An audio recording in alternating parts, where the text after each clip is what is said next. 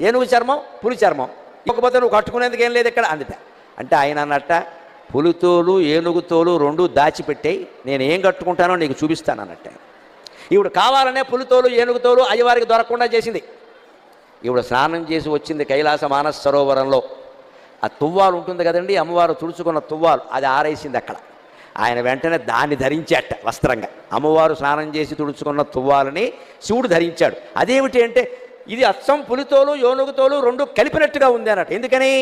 అమ్మవారు ఒంటి నిండా పసుపు రాసుకుంది కాబట్టి ఆ తువ్వాలకి పసుపు చారలంటే, అమ్మవారు కస్తూరి తిలకం దిద్దుకుంది కాబట్టి కాటుక పెట్టుకుంది కాబట్టి నల్లటి చారలు కూడా అంటే, నల్ల చారలు పసుపు చారలు ఉంటే పులితోలే కదా అన్నట్టు.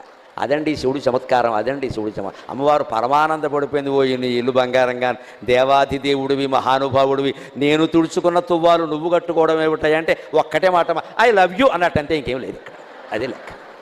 నేను నిన్ను ప్రేమిస్తున్నాను.